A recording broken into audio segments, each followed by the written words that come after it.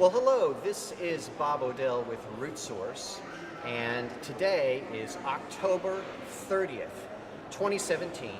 We are on the eve of one of the anniversaries of one of the most important battles in the history of Israel, the Battle of Beersheva.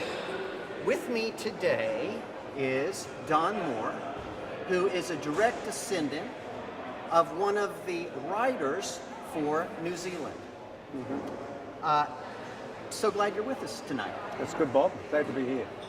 So tell us a little bit about your story. We have introduced to our listeners, the general idea of what's going on in the war, the fact that there are British, that there are Australians and New Zealanders participating. Correct. It's exciting to talk to you. So tell us a little bit, well, first,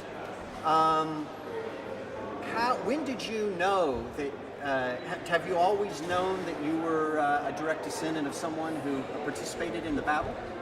No. I knew that my grandfather had been in the Middle East, but I didn't really know much more than that. And then when my mother died in 2006,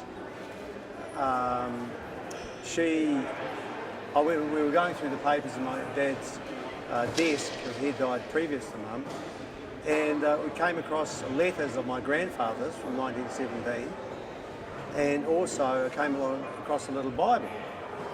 And the little Bible has got entries in it leading up to the day of the battle and afterwards.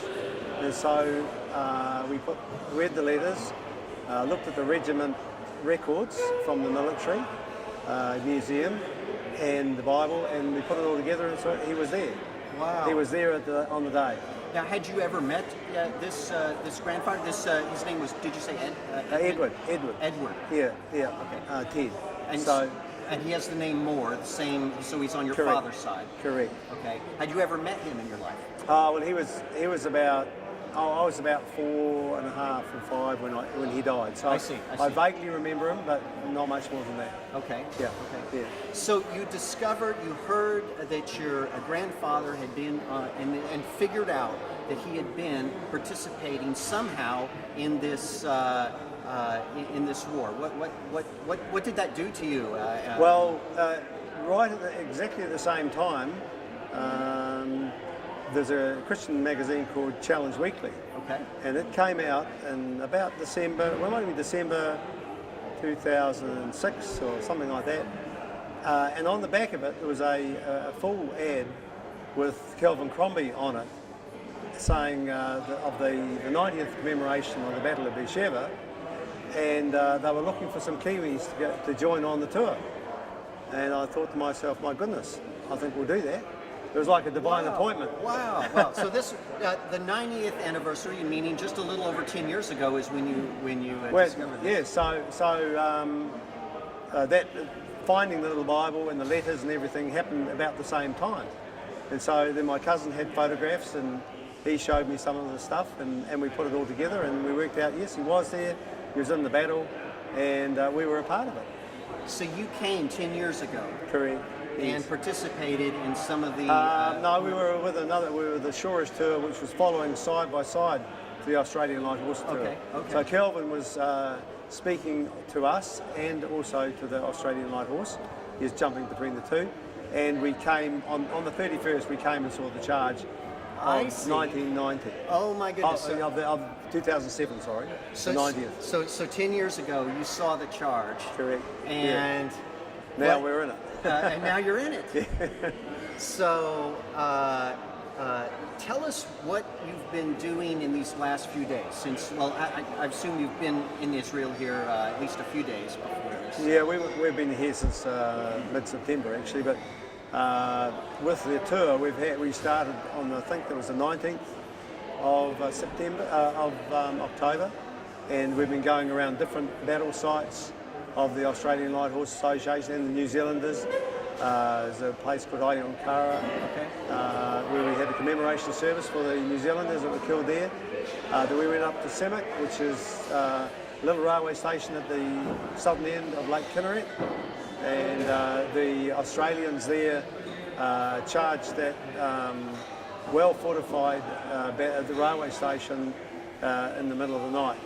and they took it. And All right. so we've been going around. Then of course we had a ceremony in Haifa where the bodies or remains of those soldiers were buried from Semek, and now we've been leading up to Beersheva. So the last 3 days, so we've got used to our horses. Like the first day, I think it was the 28th, I think. 27th might have been. Now hold on just a second before you say this. I have to set this up for our viewers sorry. because I knew you were going to participate in a commemoration, of this event this year. What I didn't know is that you were going to your reenactment or commemoration was going to start 2 or 3 days ahead of time. Yeah, because we're actually riding the ride that they did. So so they left from a little place over by Gaza. So that's where we stopped and got familiarised with our horses and got the first day under our way. And then we rode down the wadis that they were riding down. And they know the trail. They know the trail. Yeah, they know the It's trail. called the Anzac Trail or something. Yeah, it's not completely the way they went because there are new roads in the way and other obstacles, so we've had to circumvent them, but go around them. Pretty much as close as you could, the actual route. Yeah, I mean there was a place, my grandfather's got little notes, and they rode in the night time, so they didn't put a dust up, so the enemy couldn't see that they were coming around outflanking them. And so they went right out to the east and outflanked them on the eastern side. But you at least rode in the daytime. We right? rode in the daytime. So that's why it took 2 days rather than. Yeah, that's right. Okay. So you started in the west near Gaza, and you worked your way out. You outflanked Beersheva. You came around to the eastern side, and you're like stopping and like, what are you doing at night? How are you camping? Oh well, what are you doing? the first night we all had tents, so little army tent or little one-man tents. We put them all up in military fashion, all in a row. And How many of there? I think there's about close to 100 riders. Wow. And those were New Zealander, Australian? Well, there's most of them are Australians. There were three New Zealand riders, and then my cousin pulled out because he had a sore hip, so he had to pull out. So there have been 2 New Zealand riders, and the rest are Australian. But your cousin Tim is here. He's here too, and he's participating. He'll participate tomorrow. And he had some very nice words, by the way, at the ceremony. Yes, I would have liked to have heard those. Well, they're recorded. Oh, that's good. So, so there'll be a commemoration tomorrow at Tel El Saba again, and then there'll be one here in Beersheva, and there are different other things that we're doing that are connected with the day. So, I was thinking about this opportunity to talk to you, and one of the things that I thought about to myself was, the idea of doing anything that your grandfather did exactly as he did is something that's pretty rare. I mean, we don't really know the lives of our grandparents that well that we might try to retrace their steps, but you're doing it. Not only are you retracing the steps, you're doing it on the anniversary of those steps, exactly 100 years, and you're doing it in a situation where this battle turned the tide of the war. And so what is going through your mind in the last 2 days, and what is that like?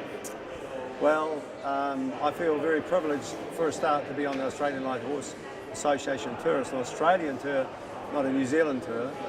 And also, what really excites me is the fact that God said He would liberate or bring the Jewish people back into their land. Yes. And He has ordained or allowed the Australians and New Zealanders to play a part in that restoration of Israel. And my grandfather was there.